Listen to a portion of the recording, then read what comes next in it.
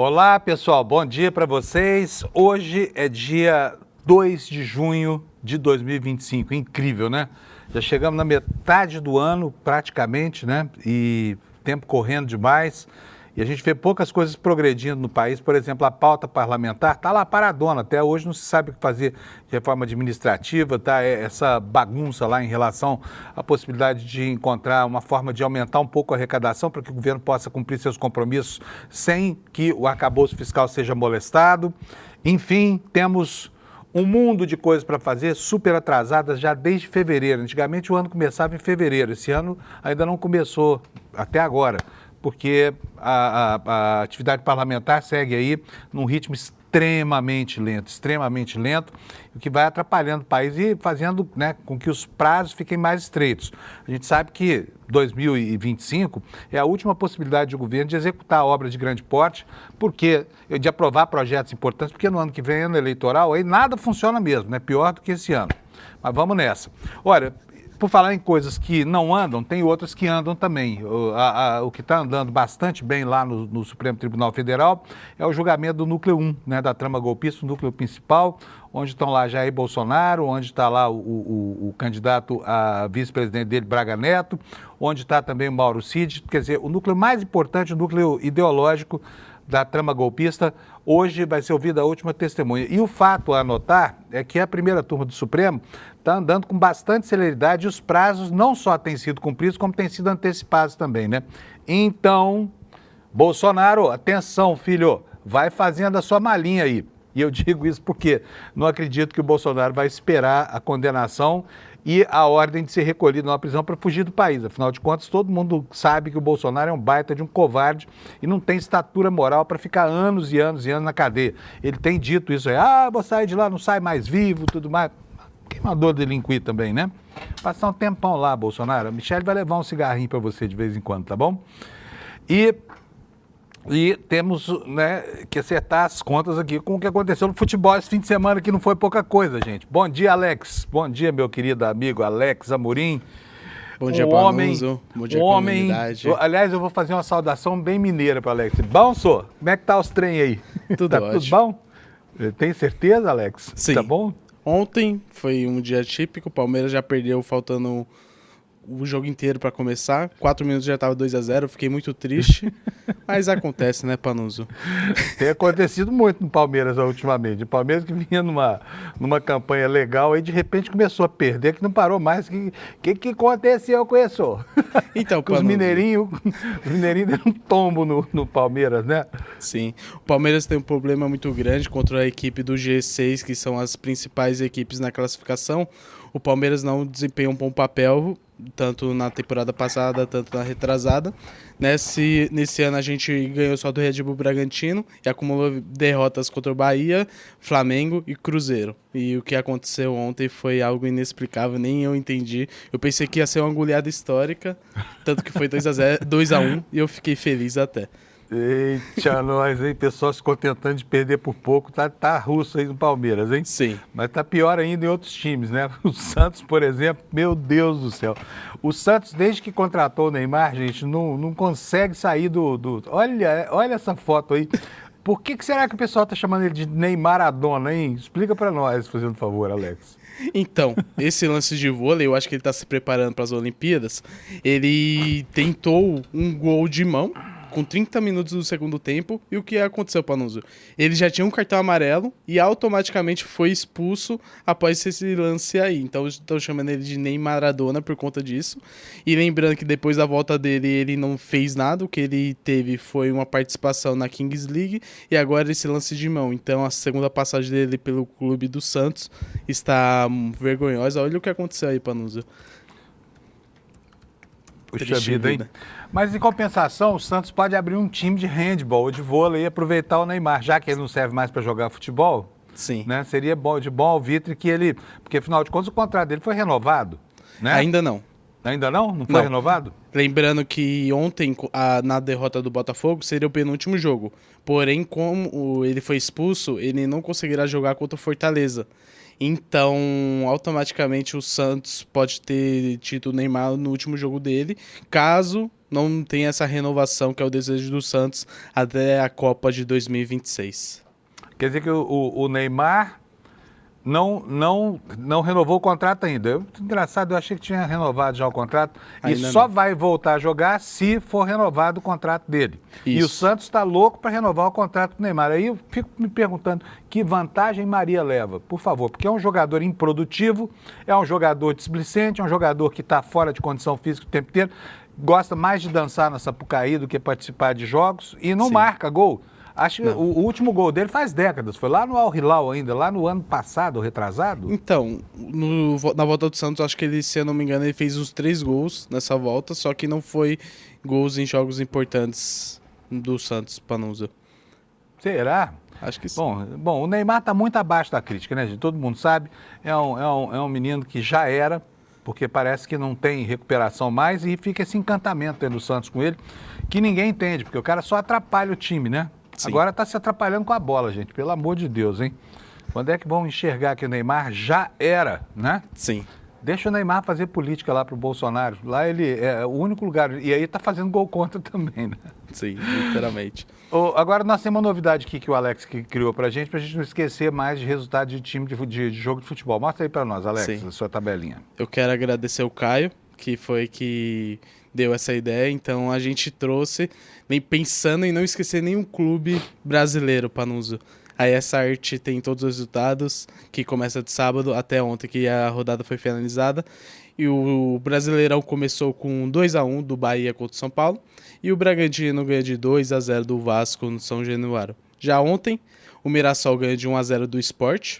O Juventude perdeu de 2-0 do Grêmio. O Santos perdeu de 1-0 pro Botafogo.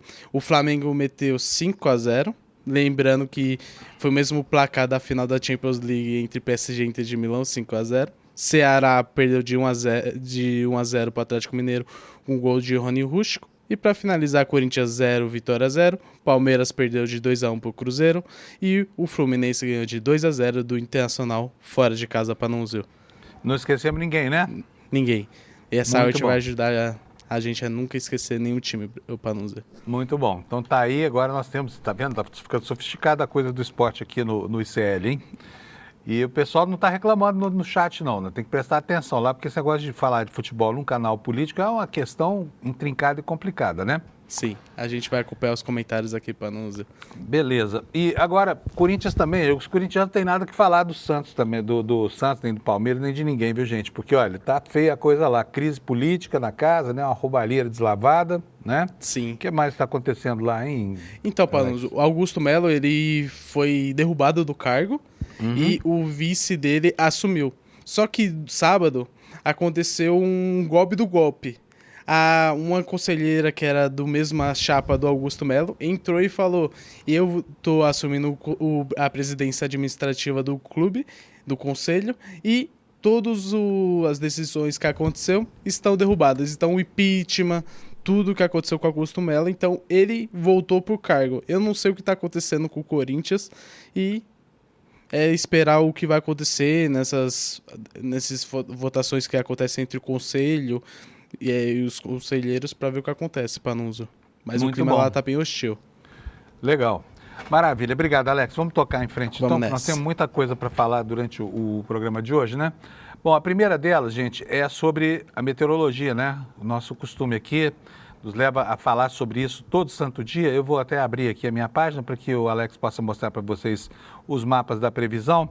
Olha, hoje o mapa dos alertas está bonitinho. Nós temos alertas de chuvas lá no norte do Brasil, entre o Amapá e a Cabeça do Cachorro, e no extremo sul do país também, no estado do Rio Grande do Sul, especialmente na faixa mais próxima ao litoral, né? Mas é praticamente todo o estado do Rio Grande do Sul. Vamos ver o que é esse alerta aqui, alerta de geada, né? Alerta para madrugada. E, bom, está se aproximando mais uma frente fria, o tempo essa semana vai ficar esquisitão, né? Eu já vou falar sobre a previsão, enquanto isso a gente vê aqui como é que vão ficar algumas temperaturas, né? Muito frio lá no sul, temperatura mínima de 6 graus lá em Porto Alegre, de 15 graus em Florianópolis, de 12 graus lá em Curitiba. Aqui no miolinho do país, tempo bom, com céu aberto, aqueles dias lindos de outono. Chuvas no litoral do Nordeste até o sul da Bahia e entrando pelo litoral e pelo interior do Espírito Santo. E então, como eu disse aqui no miolinho, nós teremos temperaturas elevadas e teremos um dia seco, de céu azul e bonito. No entanto, eu quero mostrar para vocês aqui, na foto do satélite, que olha aqui, ó. Enquanto uma frente fria, aqui, olha, mais à direita, tá vendo onde está a minha mãozinha aí do mouse aqui, ó, se afasta em direção ao litoral, nós já temos outro monstro se formando aqui embaixo, olha. Já está lá sobre o Chile e a Argentina, avançando lentamente em direção ao Brasil. Esse aqui vai ser o nosso próximo problema meteorológico. E o que diz aqui a previsão do tempo? A previsão do tempo diz que nós vamos ter um aumento da temperatura nos próximos dias. No sul e sudeste, essa temperatura já começa a baixar de novo. Daqui a pouco nós podemos ter, lá para quarta-feira, quinta-feira, ocorrência aqui no sudeste de chuvas e de tempo fechado nesse comecinho de outono. Então é isso aí, esta é a previsão do tempo, né? Vamos ver aqui a previsão numérica, porque eu acho esse mapa aqui um espetáculo. Olha, aqui ó, uma frente fria sobre o Rio Grande do Sul, né? Avançando para o litoral, já exercendo efeitos aqui até sobre o interior do estado de São Paulo, tá bom? Então é isso, terça-feira e quarta-feira serão dias de tempo mais fechado. Vamos agora para as notícias do nosso site, do ICL, para que a gente comece a entrar no noticiário da semana, né? A manchete principal do nosso site decorre da participação do Lula no Congresso do PSB, onde o João Campos, lá de Pernambuco, acabou se consagrando, né? Está na presidência do partido, segue o mesmo caminho aberto pelo pai, né? E lá o Lula fez uma manifestação, teve 2 pontos bastante importantes lá. Primeiro, elogiou Hugo Mota, como diz aí a manchete, defendeu Moraes, tá? Defendeu Moraes e fala em evitar uma muvuca lá no Supremo em 2026, caso o campo progressista não consiga eleger senadores, né? O presidente criticou o governo Trump, saiu em defesa do Alexandre de Moraes após risco de sanções aumentar. Nós tivemos, só para terminar o assunto, na semana passada, né, a emissão de uma carta pelo governo dos Estados Unidos, que havia ameaçado sancionar o ministro Alexandre de Moraes, resolveu comunicar a suprema afronta, né, ao ministro de uma corte brasileira, sendo constrangido pelos neonazistas do governo Trump para salvar a pele do líder fascista brasileiro, Jair Messias Bolsonaro, que logo, logo estará descansando em regime de spa, em uma penitenciária qualquer, não sei se Bangu ou a Papuda, mas seja lá onde for, vai estar bem guardadinho, né? E a salvo dessa pressão norte-americana toda, né? Outra manchete aqui do site do ICL: Brasil lidera BRICS em meio à escalada de tensões entre Estados Unidos e China. O governo busca equilibrar a presença temporária do bloco com pragmatismo, metas multilaterais amplas diante da COP30. Vamos agora ver os destaques secundários. Uma informação super importante aqui, porque são, afinal de contas, milhões de aposentados brasileiros sendo roubados por aquele esquema vergonhoso de fraude.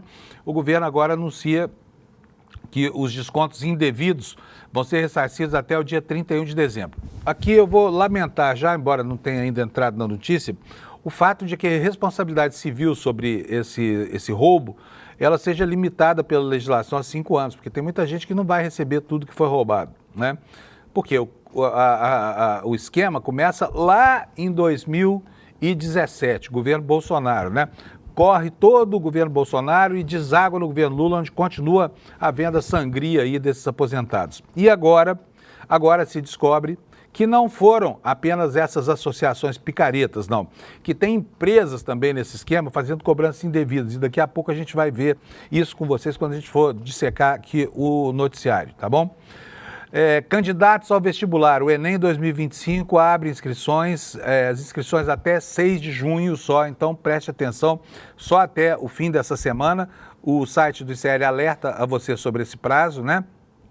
E segue por aí. Então, vamos agora detalhar um pouquinho do noticiário. Primeiro, vamos falar sobre o que aconteceu, sobre o evento político da semana, que foi o João Campos ter assumido a presidência do Partido Socialista Brasileiro, né?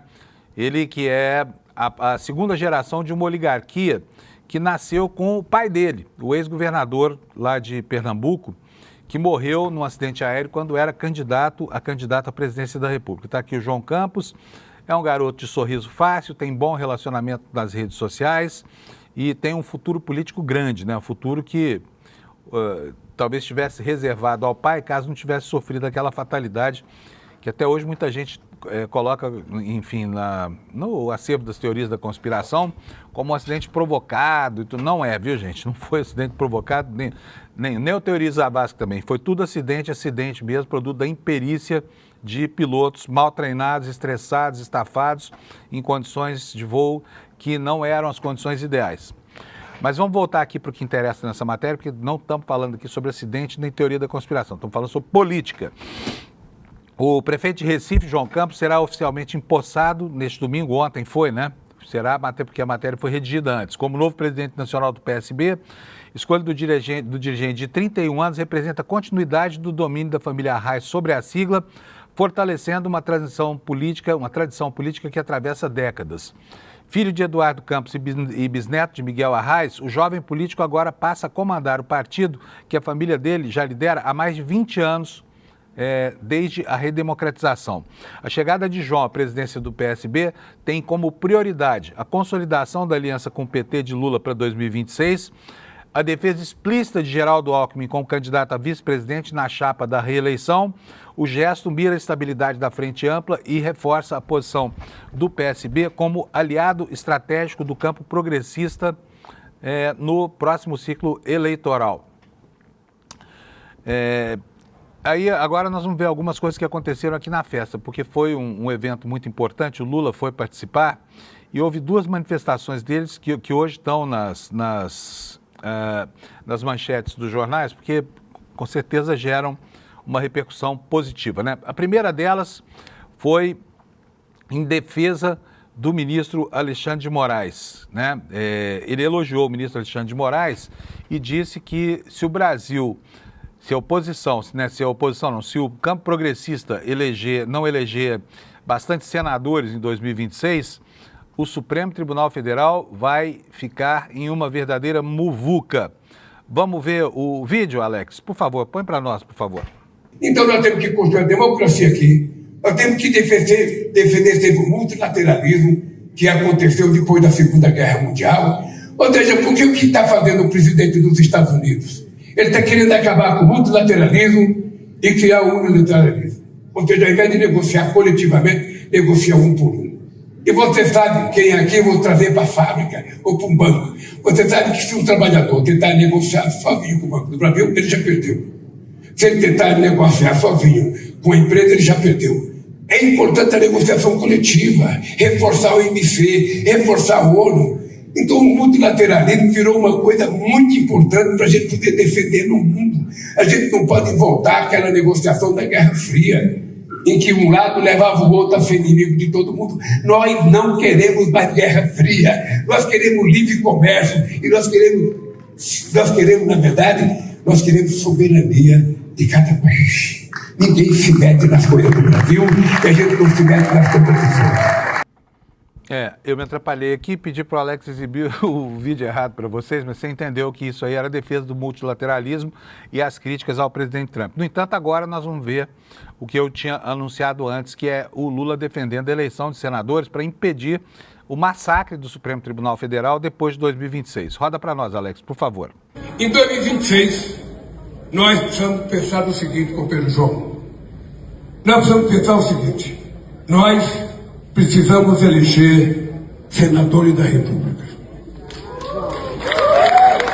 Porque se esses caras elegerem a maioria dos senadores, eles vão fazer uma muvuca nesse país. Então é importante a gente leve em conta.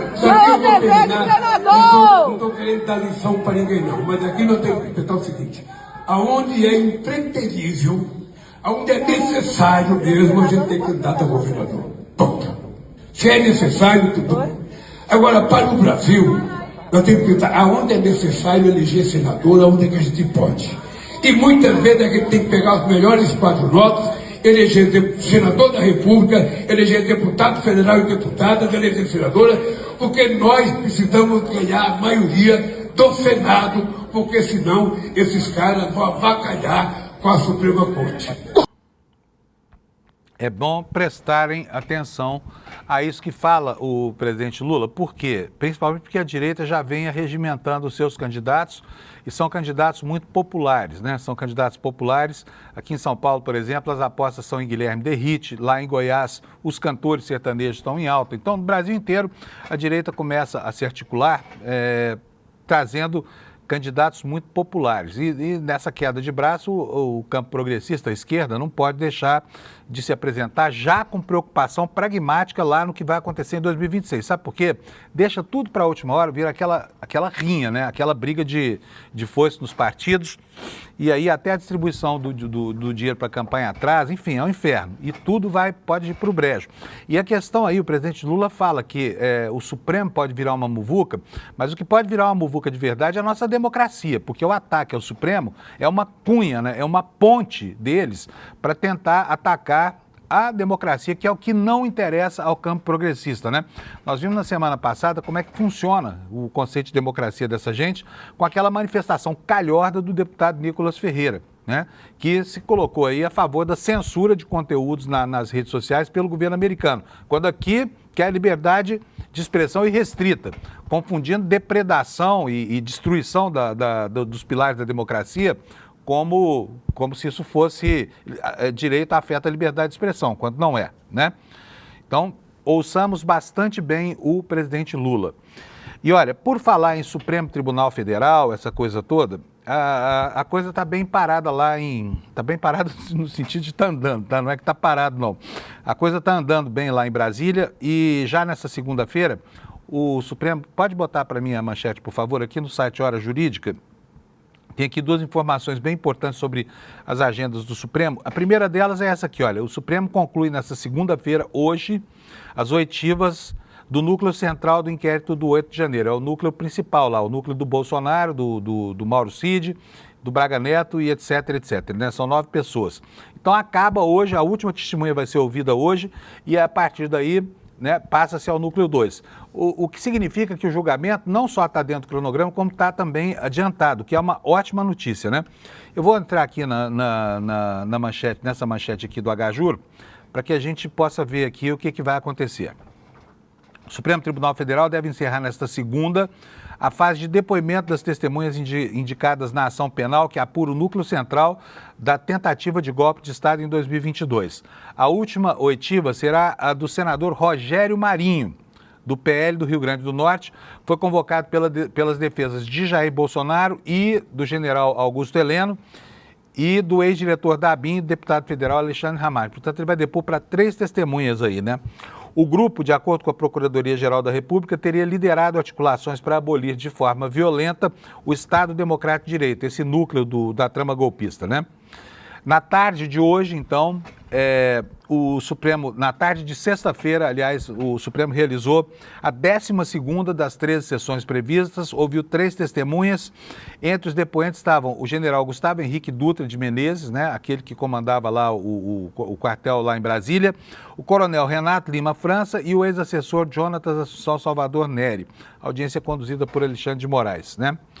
E aqui a matéria do H-Jur destaca o seguinte: ao longo dessa fase, o STF ouviu 51 testemunhas, recebeu 2 declarações por escrito, houve ainda a desistência de 28 nomes inicialmente indicados pelas partes envolvidas. As oitivas abrangem apenas isso que eu chamei de núcleo 1, né? Que eu chamei não, que os ministros lá em Brasília, eles categorizaram como sendo o núcleo 1. Próximas etapas. Com o encerramento das oitivas do núcleo central, o processo avança para as próximas fases procedimentais.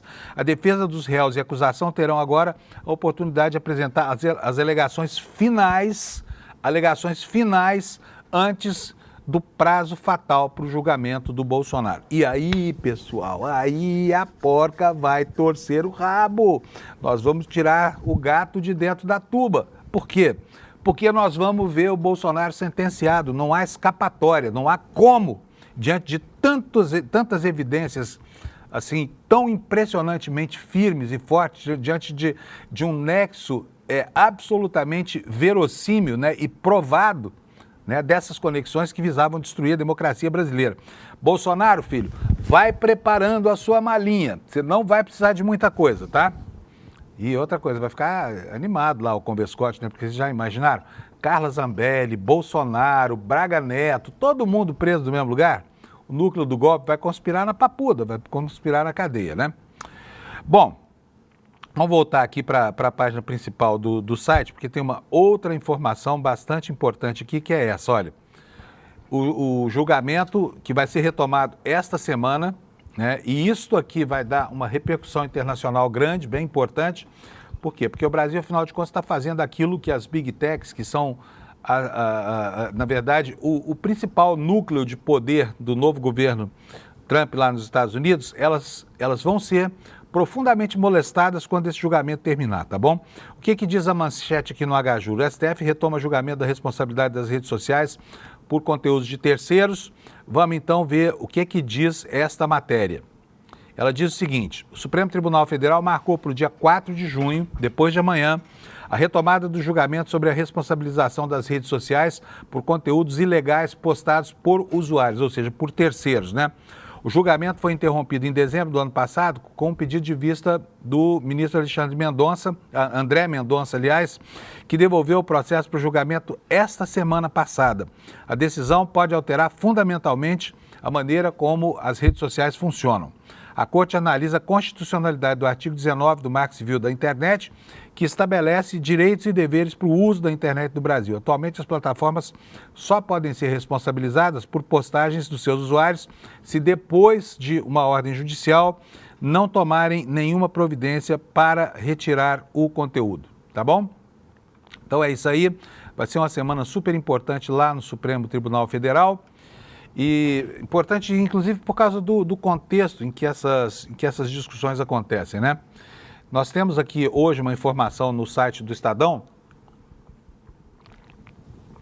é essa que você está vendo na sua tela. Essa informação dá conta de que a inteligência artificial continua destruindo empregos agora dentro das Big Techs, que as criaram e nutriram, né? E agora começam a assumir o lugar dos seres humanos para fazer moderação de risco no Instagram e no Facebook. O que você acha disso, hein? Vão tirar os moderadores, deixar a gestão de risco por conta de inteligências artificiais. Ou seja, aí fica a pergunta, a quem é que nós vamos responsabilizar depois quando as coisas derem errado? Quando essa moderação, né, seguir a lógica da invencionice e das mentiras que as redes sociais muitas vezes contam, né, no afã de devolver resposta que na verdade elas não têm. Bom, vamos lá, olha, o objetivo, segundo o Estadão, é que 90% do time de revisão de produtos seja formado por inteligências artificiais, segundo documentos vazados. A empresa ainda não se manifestou sobre esse caso. O que diz a reportagem? A Meta quer substituir os seus funcionários de supervisão de produtos por inteligência artificial. Foi o que revelou o canal americano NPR, que teve acesso a documentos internos da empresa sobre o assunto. De acordo com esses documentos, serviços com conteúdo considerado de risco, como publicações do Facebook e do Instagram, em categorias como discurso de ódio, desinformação e conteúdos de violência, entrarão em revisão automática. O objetivo é que 90% da revisão dos produtos seja feita por inteligência artificial. 90%, hein, gente? É muita coisa, é quase tudo, tá? Em um movimento de automatização de processos dentro da empresa, o que permitiria que updates de aplicativos e novas versões desses produtos pudessem ser lançados de forma mais rápida no mercado, já que não precisariam passar por uma equipe humana na sua revisão. A Meta ainda não se pronunciou sobre as informações publicadas pela NPR. A reportagem do Estadão entrou em contato com a empresa, mas não obteve resposta. O movimento, porém, preocupa alguns funcionários que já tiveram contato com o sistema automatizado. E um dos temores desses funcionários é de que a revisão não leve em consideração situações em que esses produtos possam causar danos a adolescentes, por exemplo, como em regras e liberação de publicação de conteúdos e no funcionamento do algoritmo. O que diz aqui? Olha, um ex-executivo da Meta, ouvido lá sob condição de anonimato pela NPR, declarou o seguinte: na medida em que esse processo significa funcionalmente mais lançamentos em menos tempo, com menos rigor na análise e menos oposição, isso significa que você está criando riscos maiores, foi o que afirmou esse ex-executivo da Meta. E ele antecipou, é menos provável que as externalidades negativas das mudanças nos produtos sejam evitadas antes que comecem a causar problemas no mundo, ou seja, ou rever essa decisão de entregar para inteligências artificiais a moderação, ou os problemas logo começarão a acontecer, né? Então, gente, olha, veja só, é um mundo de máquinas para máquinas, né? Porque uma boa parte dos conteúdos de ódio que desfilam pela internet são criados ou são amplificados por robôs. É postagem de robô para impressionar a nós humanos. Mas muitas vezes eles têm uma cadeia de postagens automáticas aí, que é uma cadeia meio indevassável. As redes sociais até tentam criar dificuldades para que isso aconteça, mas na verdade não conseguem impedir esse tipo de coisa, né? Antigamente havia varais de WhatsApp, essa coisa. Hoje em dia já não é mais necessário isso, porque a fraude se dá ao nível do software mesmo. Mas olha, vai criar uma situação estranha. E aí, isso sujeita as redes sociais em países, né, que estabelecem responsabilidade pelas publicações de terceiro, como responsáveis finais por essa coisa toda que foi postada aí. Acontece o seguinte, sabe por que eles se desinteressam tanto dessa moderação? É só porque o discurso de ódio dá engajamento, vende muito mais, as pessoas se motivam, né? Elas duelam na internet. Ao duelar, ou ao colocar lá um like, um dislike, ao fazer um comentário, ainda que para se opor a um pensamento contido num desses posts aí de Facebook, de Twitter, de Instagram, a pessoa, na verdade, está se associando ao grupo que está sujeito à zona de influência criada pelos criadores desses conteúdos, tá? É assim, olha, não importa se você engajou positivo ou negativamente, você vai sempre estar ligado a esse conteúdo, porque você pode até nem saber, mas quando você visita o site que ofende alguém ou para ver detalhes de uma notícia que você achou sensacional, esse site dá para o navegador que você usa no seu computador um cookie, um conjunto de códigos desse tamanhozinho assim, ó.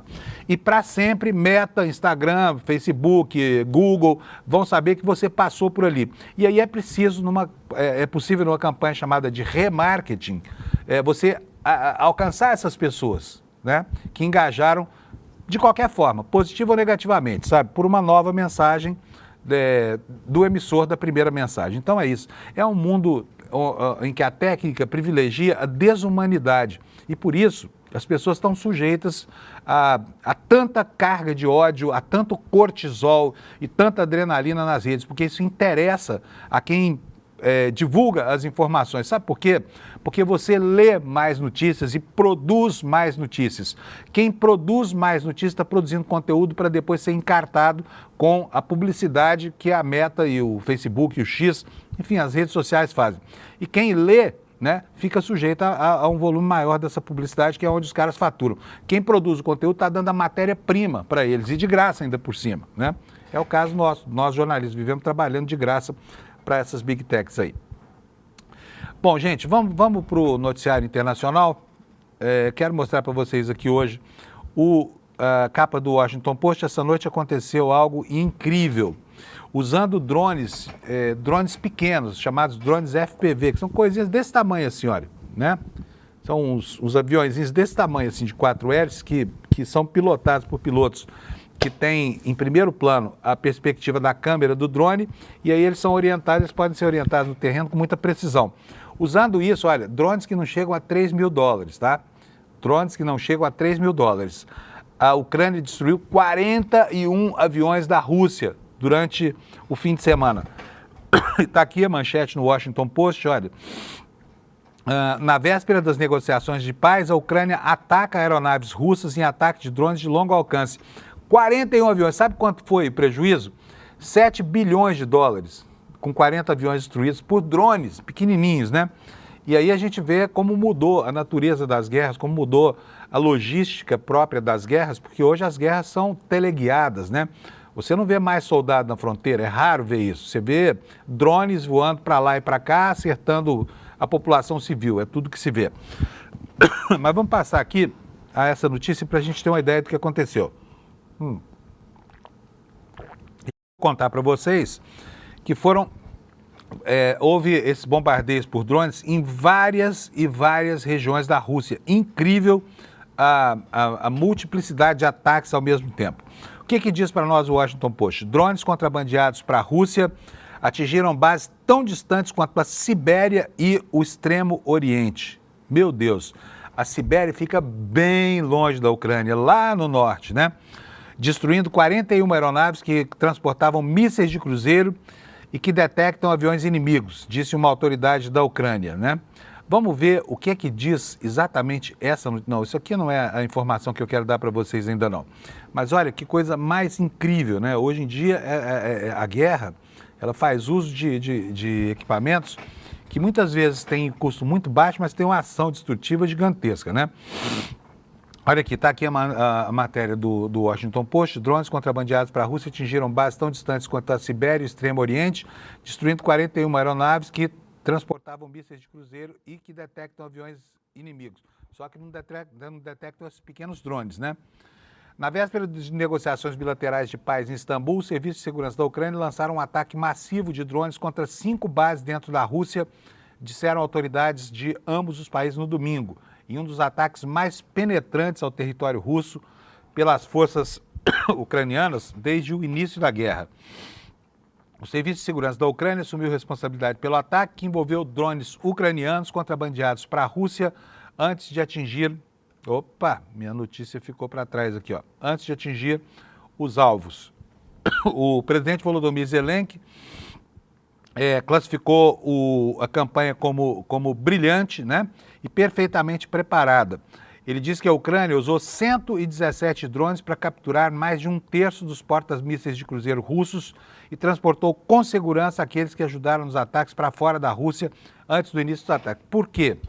Porque para esses drones fazerem os ataques, eles precisam ser direcionados de uma distância muito próxima das bases aéreas em que eles vão atacar, né? Os drones são controláveis até uma distância de 6, 7 quilômetros no máximo, sem que haja interdição do campo visual. Quer dizer, eles têm que estar na mirada visual do operador para que eles possam ser direcionados e para que eles possam ser dirigidos, senão eles não perpetram os ataques. Então foi preciso plantar gente na Rússia, na proximidade dessas bases, para decolar os drones e para dirigi-los contra as bases aéreas. E aí o que o Zelensky está falando aqui é que os operadores desses drones foram retirados da Ucrânia em segurança e ninguém foi preso, né? E aí o Zelensky disse assim, ó, no Telegram, numa mensagem no Telegram, essas ações ucranianas certamente estarão nos livros de história, né? E eu acho que não há precedente, né? É como a história do Davi e Golias, né? O pequenininho vai lá e derrota uma boa parte do poder bélico do grandão. 41 aviões, 1/3 da frota desse tipo de aeronave, diminuindo bastante, né, a capacidade ofensiva da Rússia. E aí o Ministério de Defesa da Rússia classificou a operação como um ataque terrorista e confirmou em um comunicado publicado por agências de notícias estatais russas que aeroportos foram atacados por drones em várias regiões, né? O mapa dessas regiões estava bem na capa do jornal. Vou até mostrar para vocês aqui. Olha só, olha. Ivanovo, Ryazan, no oeste do país, Irkutsk, que fica bem ao sul, Amur. E lá em cima, na Sibéria, ó, Murmansk, né? Quer dizer, foi um ataque múltiplo, feito praticamente dentro dessas zonas aqui, com uma assertividade gigante que destruiu 1/3 da capacidade bélica da Rússia. Vamos passar aqui agora para uma outra notícia, uma notícia sobre as curiosidades da extrema-direita. Olha, gente, os Estados Unidos também têm as suas Carla Zambelli, tá? Não pense que é só aqui no Brasil que isso é privilégio nosso, não.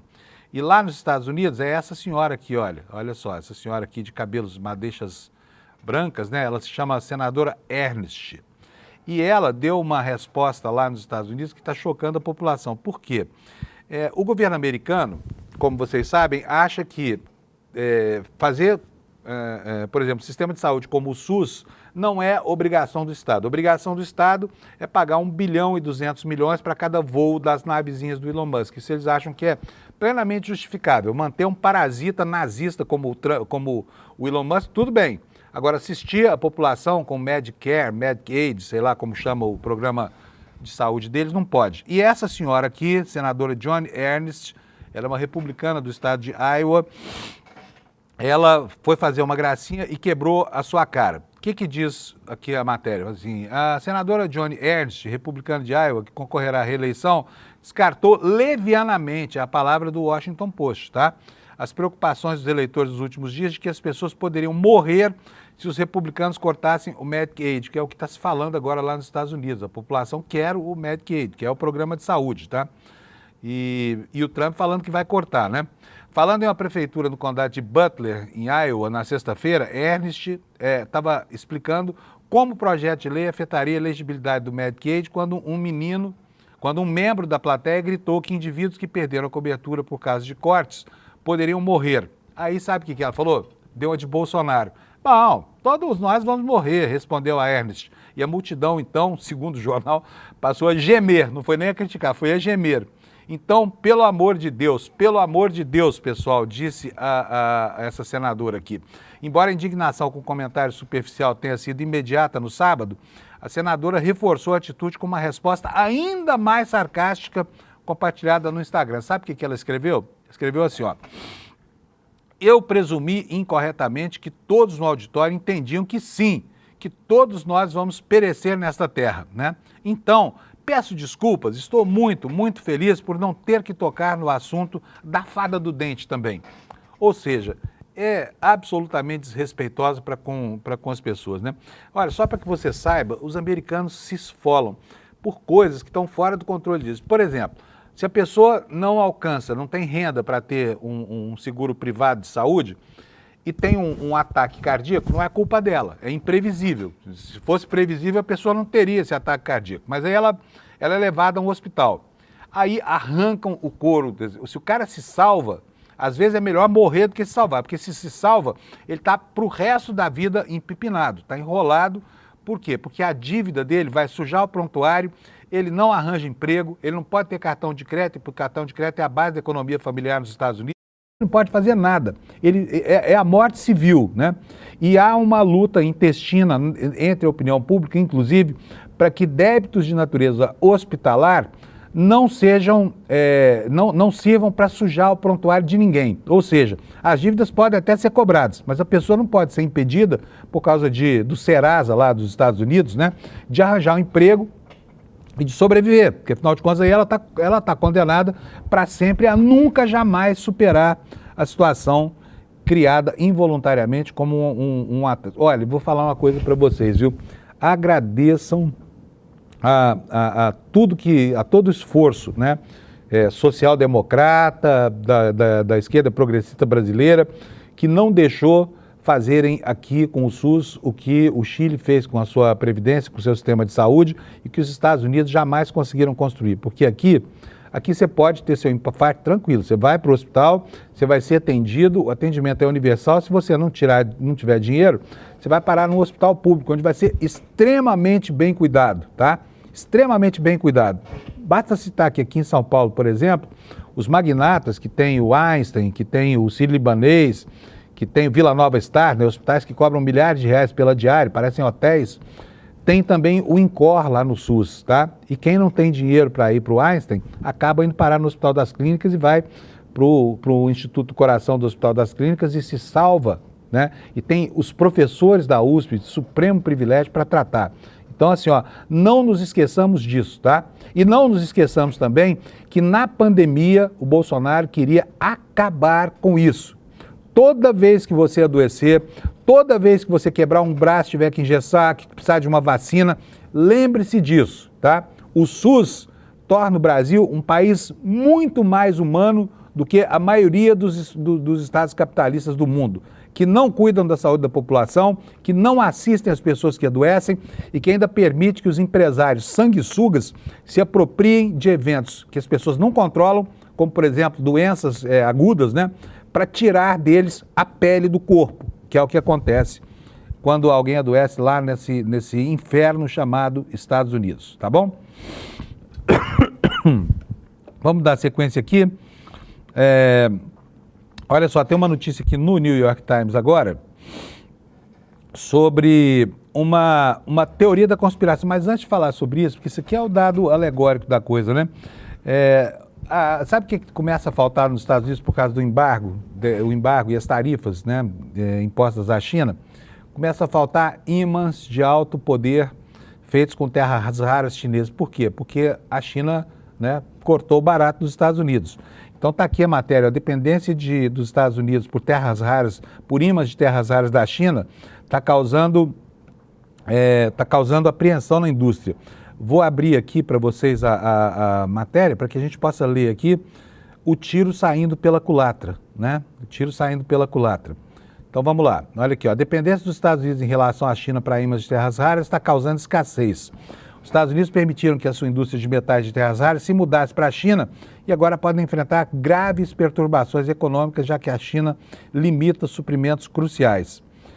E o que é que nos diz a matéria? 2 décadas atrás, fábricas em Indiana que transformavam metais de terras raras em ímãs transferiram a produção para a China, justamente quando a demanda por ímãs começava a aumentar em todo o mundo. Por quê? Por causa dos carros elétricos, né? Por causa dos semicondutores de jatos de combate, por causa dos robôs também. Os Estados Unidos estão agora avaliando o custo da perda dessa cadeia de suprimentos. O governo chinês suspendeu abruptamente as exportações de ímãs de terras raras para qualquer país em 4 de abril, como parte da sua guerra comercial contra os Estados Unidos. Autoridades americanas esperavam que a China relaxasse as restrições aos ímãs como parte de uma trégua comercial firmada entre os dois países em meados de maio. Mas na sexta-feira o presidente Trump sugeriu que a China continuava a limitar o acesso. E agora as empresas americanas e europeias começam a ficar sem esses ímãs. Quem que vai ser mais afetado? Primeiro, as montadoras americanas, com executivos alertando que a produção nas fábricas do Centro-Oeste e do Sul, aqui incluídas as fábricas do Elon Musk, poderá ser reduzida nos próximos dias e semanas. Os montadores precisam dos ímãs para os motores elétricos que acionam freios, direção e injetores de combustível. Motores em um único assento de carros de luxo, por exemplo, usam até 12 desses ímãs, né? E os robôs de fábrica, os robôs que montam os carros, também usam esses ímãs de terras raras. Agora, veja só, os americanos estão vivendo, né, o drama da terra plana. A gente sabe muito bem o que é isso aqui, porque a gente já experimentou isso durante durante a pandemia. Só que lá tem um maluco fazendo coisas que até Deus duvida o tempo inteiro, né? Por exemplo, isso que você vai ver aqui agora é algo inacreditável. Olha só, esse é o presidente dos Estados Unidos, tá? Esse estrupício é o presidente dos Estados Unidos. O que ele fez? Ele soltou lá uma fake news, retuitando lá, enfim, repostando, né?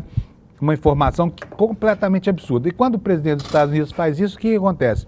Os lunáticos lá que o apoiam, e a gente sabe que uns 30% da população americana são compostos por lunáticos, esses 30% acham que é verdade, gente. Eles não conseguem discernir mais o que é realidade e o que não é.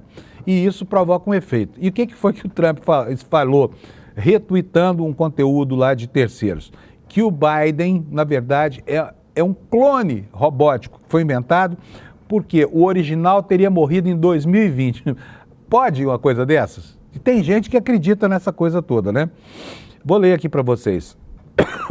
Tá aqui, ó, o Trump no aeroporto aí, num clima de chuva, essa coisa toda. Vamos ler aqui. O presidente Trump compartilhou uma teoria da conspiração absurda nas redes sociais na noite de sábado, dizendo que o ex-presidente Biden havia sido executado em 2020 e substituído por um clone robótico. O mais recente exemplo de um presidente amplificando material que o New York Times considera obscuro e falso para os seus milhões de seguidores. Trump republicou um discurso marginal feito por outro usuário na plataforma de mídia social do presidente, quer dizer, o maluco estava lá na Truth Social, tá? Não foi retweetar, foi retruth socializar. Não sei como é que é o verbo decorrente do nome dessa rede do Trump, mas deve ser qualquer coisa parecida por isso. Pouco depois das 22 horas de sábado. Então, o pessoal lá nos Estados Unidos estava até dormindo quando o Trump colocou essa bobagem lá para circular na sua rede social. A Casa Branca não respondeu aos pedidos de comentários sobre a publicação a respeito de Biden, a quem Trump tem sido... que Trump tem criticado quase que diariamente desde o início do seu segundo mandato. Pegou no pé dele, né? Está stalkeando aí o seu antecessor. O presidente culpa Biden por todos os tipos de males sociais, criticou a sua acuidade mental, inclusive com a teoria de que assessores de Biden usaram um sistema de abertura automática para promulgar políticas e conceder perdões sem o conhecimento de Biden. Isso aqui é mentira, tá? É outra mentira. O senhor Trump há muito tempo tem propensão a compartilhar teorias descaradas ou infundadas online, mas a sua adesão a conspirações não se limita às redes sociais. Ele também divulgou alegações falsas dentro da Casa Branca e se cercou de funcionários de gabinete que promovem as tais teorias. Esse é uma espécie de gabinete do ódio lá do Trump, né, especialista em fazer afirmações mentirosas para confundir a opinião pública.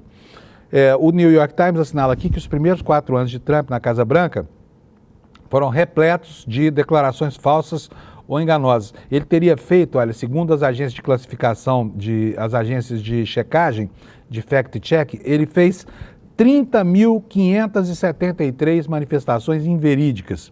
Ele mentiu 21 vezes por dia, em média, e compartilhou repetidamente teorias da conspiração antes das eleições do ano passado. Uma análise do New York Times de milhares de publicações e repostagens de Trump nas redes sociais ao longo de um período de 6 meses, em 2024, revelou que pelo menos 330 delas descreviam tanto uma conspiração falsa e secreta contra Trump e o povo americano, quanto uma entidade específica supostamente responsável por ela, incluindo sugestões de que o FBI havia ordenado seu assassinato e acusações de que funcionários do governo haviam orquestrado a invasão do Capitólio, né, que ele comandou pessoalmente no dia 6 de janeiro de 2021. A republicação da teoria da conspiração sobre robôs por Trump ocorreu um dia depois que Biden disse aos repórteres que estava se sentindo bem depois que começou o tratamento para uma forma agressiva de câncer na próstata. Trump sugeriu que o diagnóstico de Biden no mês passado não era novo e havia sido ocultado pelo público. Então, primeiro,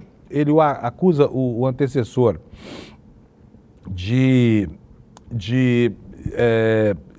repente, ter escondido uma doença do público ao longo dos últimos anos e depois diz que o antecessor morreu 5 anos atrás. Então, vocês podem ver que uma coisa não bate com a outra, o tempo não fecha, né? Falta verossimilhança, não falta só verdade, falta verossimilhança nessa guerra contra a informação correta movida por este déspota que está lá transformando a democracia americana numa anocracia, tá bom? E a direita segue avançando no mundo, né? Para o nosso pavor aqui, a Polônia volta a ter um governo de extrema-direita lá, informação que está no Estadão, apoiado por Trump, obviamente, né, um político nacionalista antissistema, ou seja, um Bolsonaro, vence a eleição presidencial na Polônia. Com 50,89% dos votos, Karol Nawrocki superou o liberal pró-europeu Rafael Trzaskowski e manteve 49,1% dos votos. E o jornal diz que o conservador Karol Nawrocki venceu o segundo turno das eleições presidenciais na Polônia, realizado nesse fim de semana, de acordo com a contagem de votos divulgada na segunda-feira, dia 2. Teve isso que eu falei, 50,89% dos votos, uma disputa apertada contra o prefeito de Varsóvia, esse Rafał Trzaskowski, que teve 49,11%. Eles gostam de um trava-língua lá na Colômbia, né? O pleito foi resumido em uma escolha ideológica clara, um prefeito liberal pró-europeu contra um conservador nacionalista convicto. Está aqui a vitória do Bolsonaro da Polônia, né, que vai dirigir aquele país, um país que há muito tempo bandeou para os lados da extrema-direita, tá? Notícia boa aqui para quem tem dinheiro a receber do INSS, para quem vinha sendo roubado há anos, né, há anos, por aquele esquema de fraudes horroroso, que perpassou 2 governos, começa no comecinho do governo Bolsonaro, que cedeu todas as facilidades, continua por causa da incompetência e do silêncio do Ministério do Trabalho durante os 2 primeiros anos do governo Lula. Agora, o escopo de ladrões é aumentado, tá, gente? Já não são mais sindicatos pilantras e empresas e associações picaretas. Tem empresa também, tá? Se valendo da fraude para cobrar coisas dos aposentados que eles não devem. Põe na tela para a gente, Alex, por favor, a manchete. Olha aí, ó. Empresas fazem milhares de cobranças indevidas a aposentados do INSS. Empresas, tá? Não é associação nem sindicato mais.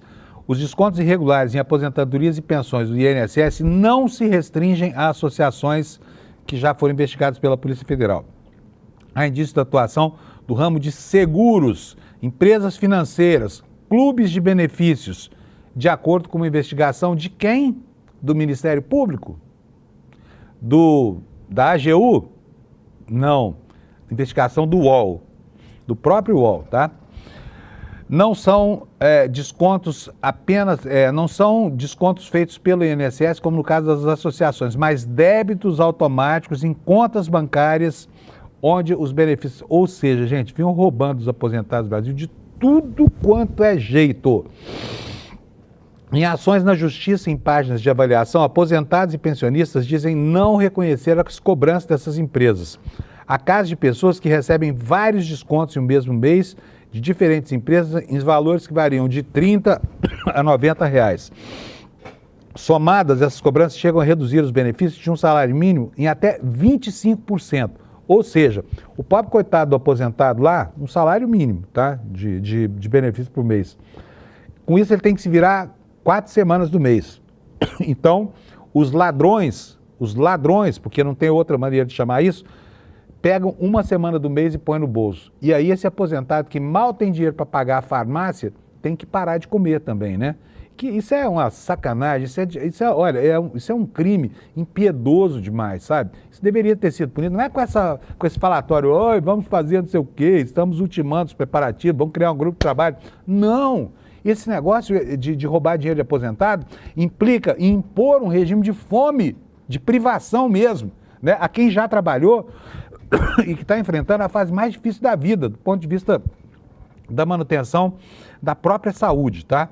Mas, em compensação, nós temos aqui também uma outra informação, e eu quero achar aqui essa notícia para vocês, que o governo definiu que paga até dezembro tudo que deve aos aposentados. Tudo que deve também é uma falácia, né? Vai pagar aquilo que é responsabilidade legal. Devia pagar tudo, e além da lei. Quer dizer, e além da lei civil e se propor a restituir tudo que foi roubado. Mas ninguém fala nisso. Fala-se em restituir apenas aquilo que é a responsabilidade legal, que são os últimos 5 anos. Quer dizer, um esquema de fraude que começa lá em 2017, 3 anos de tunga vão ficar, né, por conta do aposentado, tá? Mas em compensação está pelo menos aí feito o anúncio de que até dezembro será tudo resolvido, tá bom? Bom, gente, vamos continuar aqui com o noticiário, vamos para outras notícias ruins aqui. Olha, é uma pena, né? Mas a falta de grana, e aqui a universidade está sempre, né, em primeiro lugar, quando o assunto é corte. Quando o governo fala, vamos ter que cortar alguma coisa, onde nós vamos tirar? Tira das universidades aí, porque parece que o ensino universitário é uma coisa que não tem importância nenhuma. E aqui é qualquer governo, hein? Foi assim na Dilma, foi assim no Temer, foi assim no Bolsonaro, então foi assim demais, né? E agora está sendo no Lula de novo, porque as universidades estão passando aí a pão e água, né? O governo até prometeu na semana passada devolver 300 milhões de reais. Mas agora está aqui a informação na Folha de São Paulo que nós desabamos no ranking internacional por causa da falta de grana, tá? A nossa universidade, em estado de penúria, né? 87% das universidades brasileiras caíram no ranking internacional. A USP perdeu uma posição, mas se manteve como a melhor entre as instituições latino-americanas. Falta de investimento do governo e queda do desempenho de pesquisas acadêmicas fizeram com que 87% das universidades brasileiras caíssem no ranking internacional de instituições de ensino superior do Centro Rankings Universitários Mundiais, CWUR.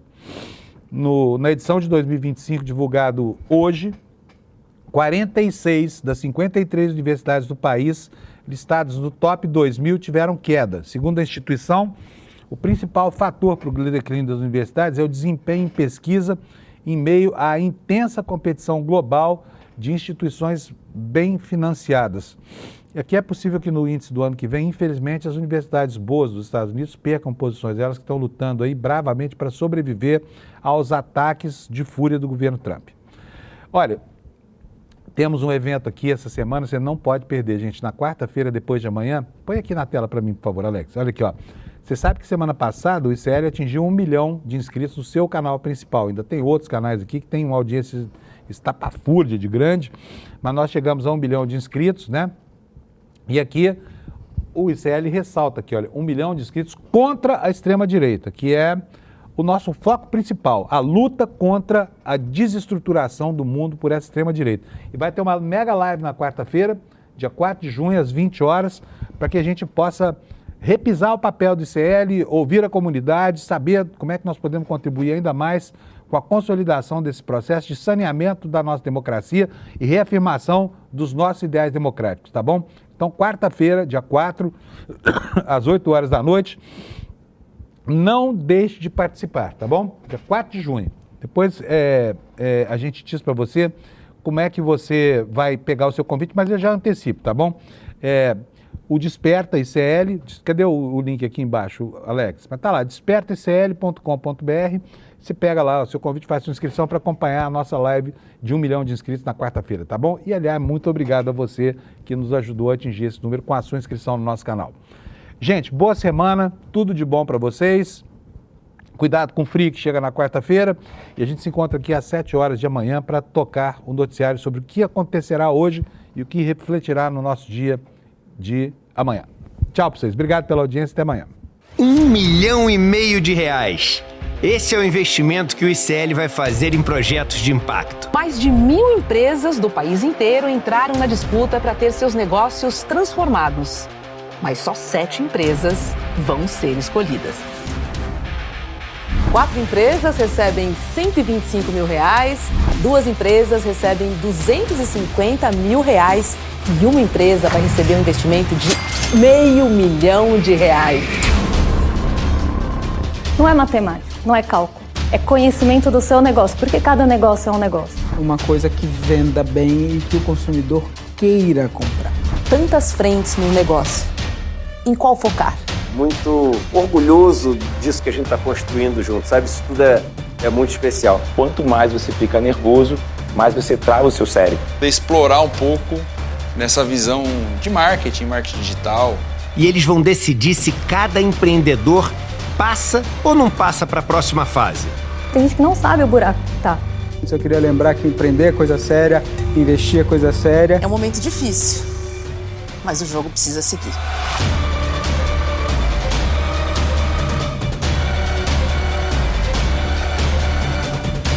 Topa ou não topa negociar com a gente?